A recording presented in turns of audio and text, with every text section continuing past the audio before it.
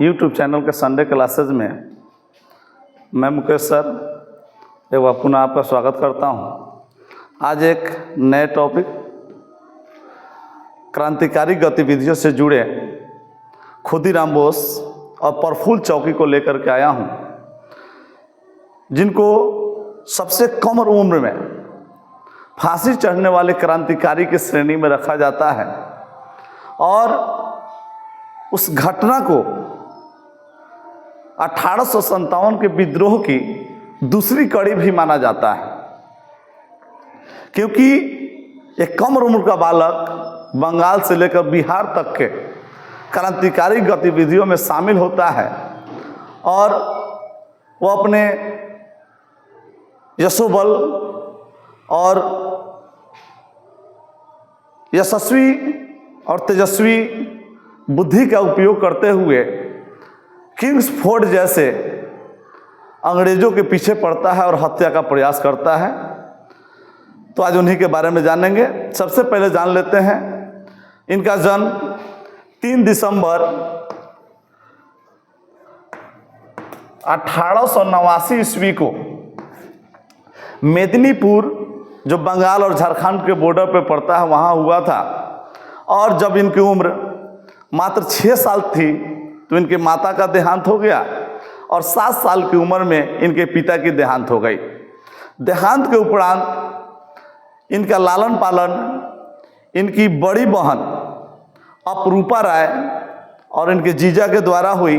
इनके जीजा का नाम अमृतलाल राय था, उनके द्वारा इनका लालन पालन हुआ। और हैमिल्टन हाई स्कूल से 9वीं की जब पढ़ाई कर रहे थे, उसी पढ़ाई के दौरान ये रिवोल्यूशनरी गतिविधियों में शामिल हो गए और क्रांतिकारी अनुशीलन समिति जो उस समय चलती थी बरिंदरनाथ घोष की, उसमें वे शामिल हो गए। और शामिल होने का नतीजा हुआ कि अनुशीलन समिति जो थी उस समय बंगाल की क्रांतिकारी गतिविधियों के लिए जानी जाती थी। और वही एक ऐसी समिति है जो पेरिस से हेमचंद्र को भेज करके बम बनाने की कला सीखा था उन्होंने। और बंगाल में जितनी क्रांतिकारी गतिविधियां पाई गई उस समय, उसी अनुशीलन समिति के यहाँ से बम बनता था। और पूरे बंगाल जो प्रेसिडेंसी था उस समय, यानी बिहार, झारखंड, बांग्लादेश और पश्चिम बंगाल को मिला करके वहाँ गतिविधियों में शामिल हुआ करते थे।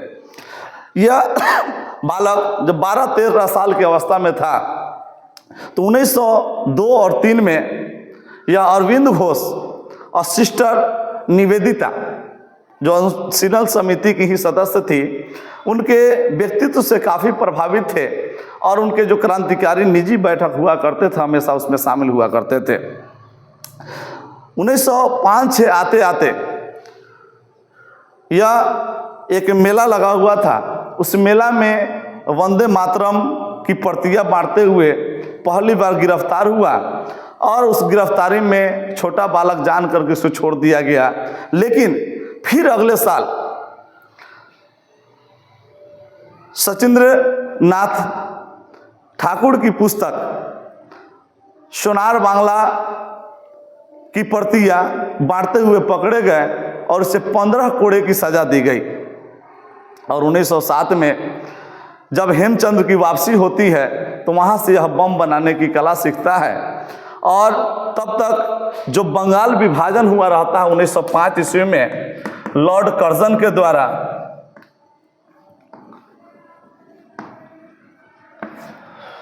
इससे आक्रोशित पूरा बंगाल रहता है और बंगभंग आंदोलन जो चल रहा होता है इसका भी प्रभाव इन पर पड़ता है। और उसमें बंगभंग आंदोलन में जितने लोग सजायाफ्त होते हैं या गिरफ्तार होते हैं, उनको कठोर सजा जॉर्ज किंग्सफोर्ड के द्वारा दी जाती है, क्योंकि उस समय बंगाल का वह कमिश्नर रहता है। और यहाँ तक कि जितने प्रेस उस समय रहते हैं, जैसे जुगांतर प्रेस, उस प्रेस पे भी बैन लगा दिया जाता है। और जो भी उस में पाए जाते हैं उनको कठोर सजा दिया जाता है, किसी को कोड़ा मारने की सजा दी जाती है। इससे सभी लोग विक्षिप्त रहते हैं और जिसका नतीजा होता है कि उससे बम से उड़ाने की साजिश की जाती है। उस साजिश में हेमचंद्र और उनके सहयोगी उसमें भाग लेते हैं और पुस्तक को काट करके बंदूक रखा जाता है और किसी तरह मारने का उससे प्रयास किया जाता है, लेकिन उसमें असफल हो जाते हैं और पकड़े जाते हैं। तब किंग्सफोर्ड को प्रमोशन दे करके, यानी प्रोन्नति दे करके मुजफ्फरपुर भेज दिया जाता है बिहार में, और यहाँ उस जज की उपाधि, जज का ही पद मिलता है, मुजफ्फरपुर डिस्ट्रिक्ट जज। इनका पूरा नाम रहता है डगलस किंग्सफोर्ड, और ये मुजफ्फरपुर आ जाते हैं। तब वहाँ के जो क्रांतिकारी या अनुशीलन समिति के सदस्य होते हैं वहाँ से टारगेट करते हैं कि किंग्सफोर्ड को किसी न किसी तरह से मारना है, और उस अभियान के लिए 2 लोगों को नियुक्त किया जाता है। उसमें से एक खुदीराम बोस होते हैं और एक प्रफुल्ल चौकी होते हैं, और हेमचंद्र जो उसके सहयोगी होते हैं वे बंगाल से बिहार तक का रास्ता आना जाना मैप उनको उपलब्ध करा दिया जाता है। और यहाँ कुछ दिन ठहरने के उपरांत सारी गतिविधियों पर नज़र रखते हुए षड्यंत्र रचते रहते हैं, लेकिन इसकी सूचना कोलकाता पुलिस को हो गई रहती है, और कोलकाता से लेकर मुजफ्फरपुर तक पुलिस की तैनाती कर दी जाती है और हाई अलर्ट कर दिया जाता है। लेकिन जिस महल में ये रहते हैं, जिस आवास पर रहते हैं, उस आवास के सामने एक पार्क होता है। उस पार्क में अक्सर किंग्सफोर्ड जाया करते हैं, और शाम में लगभग 8 साढ़े 8 में उनके लौटने का शेड्यूल होता है। इस शेड्यूल को वे लोग बेखूबी बारीकी से उस पर नज़र रखते हैं और पता लगाते हैं हर गतिविधि को, और 29 अप्रैल को टारगेट पे लेते हैं। 30 अप्रैल पूरी प्लानिंग बन जाती है, और 30 अप्रैल 1908 को शाम को 8:30 बजे जिस बग्घी से किंग्सफोर्ड और उनकी पत्नी लौटनी होती है, संजोग से उस दिन वे उस पार्क में टहलने नहीं गए होते हैं, और उस बग्घी में इनकी जो सहयोगी 2 महिला होती है, उनकी पत्नी और उनकी बेटी, 2 लोग इनके एक सहयोगी वकील होते हैं, वो लोग उस बग्घी में आए होते हैं, और ये लोग अंधेरा में उस पर बम मार देते हैं और बम मार करके फरार हो जाते हैं। इनको लगता है कि हमने मार डाला, और वहाँ से भाग निकलते हैं। भागने के बाद में दोनों समस्तीपुर की तरफ भागते हैं, और ये दोनों एक दूसरे को बता देते हैं कि फिर हम कोलकाता में एक दूसरे से मिलेंगे। इस घटना के बाद में पूरी जगह हाई सिक्योरिटी अलर्ट कर दी जाती है। प्रफुल्ल चौकी अलग निकलते हैं और खुदीराम बोस अलग निकलते हैं। खुदीराम बोस लगभग 25 मील पैदल चलने के बाद वैनी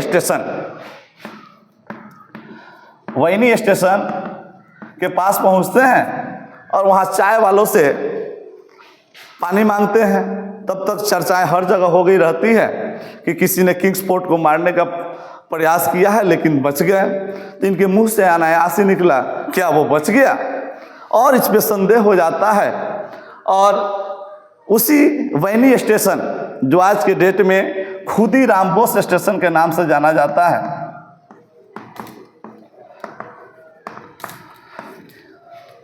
वहाँ पे इनको गिरफ्तार कर लिया जाता है, और गिरफ्तार करके इनकी पूछताछ की जाती है। पूछताछ के बाद में शक के आधार पर इनको पकड़ लिया जाता है कि कहीं ना कहीं यह साजिश में शामिल है, या हो सकता है कि बम फेंकने वाला यही है। और इनको पकड़ने वाले जो होते हैं फतेह सिंह कांस्टेबल रहते हैं,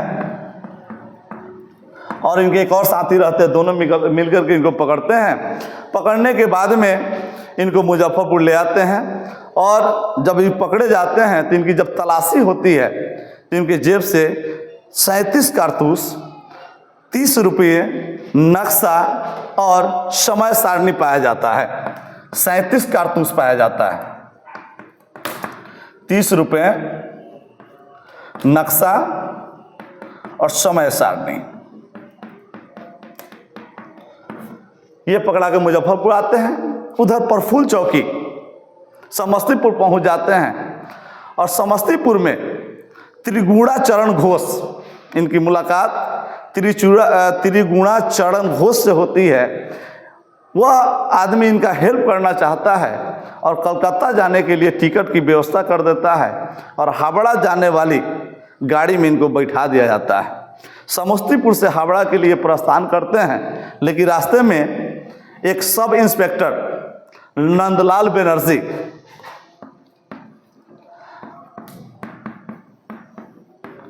सब इंस्पेक्टर SI से वह बगल में उसी कंपार्टमेंट में बैठे होते हैं। उनसे बातचीत के क्रम में इन पे संदेह हो जाता है और वह आदमी उतर करके मुजफ्फरपुर कॉल करने के लिए कि एक आदमी हमारे बोगी में एक लड़का बैठा हुआ है, ऐसे ऐसे संदेहात्मक स्थिति में दिख रहा है। तो वहाँ से सूचना दी जाती है कि हो सकता है वही लड़का होगा। पकड़ने का प्रयास जैसे किया जाता है, प्रफुल्ल चौकी अपनी गन निकाल करके मुंह में गोली मार करके अपने आप को ख़त्म कर लेते हैं। और अगले दिन यानी 1 मई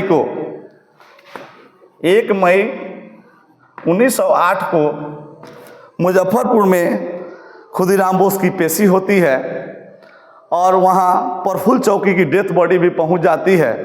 प्रफुल्ल चौकी की डेथ बॉडी को देख करके खुदीराम बोस एक्सेप्ट करते हैं कि नहीं, यही मेरा मित्र है और पूर्ण रूप से एक्सेप्ट करते हैं कि हम ही लोग इस घटना में शामिल थे। हालांकि इनका जो वकील रहता है कालिदास, इनकी वकालत करने वाले बचाव पक्ष कालिदास, इनके बचाव का बहुत प्रयास करते हैं कि बच्चा नाबालिग है, हो सकता है किसी के चढ़ावे में इसी घटना को अंजाम दिया हो। लेकिन जो जज होते हैं कॉर्न इफ, तत्कालीन जज कॉर्न इफ इनको फांसी की सज़ा सुनाते हैं और 11 अगस्त 1908 को मुजफ्फरपुर में इनको फांसी दी जाती है। और फांसी देने के समय ये हाथ में गीता रख के फांसी पर चढ़ते हैं और वंदे मातरम का नारा लगाते हैं और अपनी जीवन लीला समाप्त करते हैं। और जिस जगह पर मुजफ्फरपुर फांसी दी गई थी उस जेल का नाम बाद में बदल करके खुदीराम बोस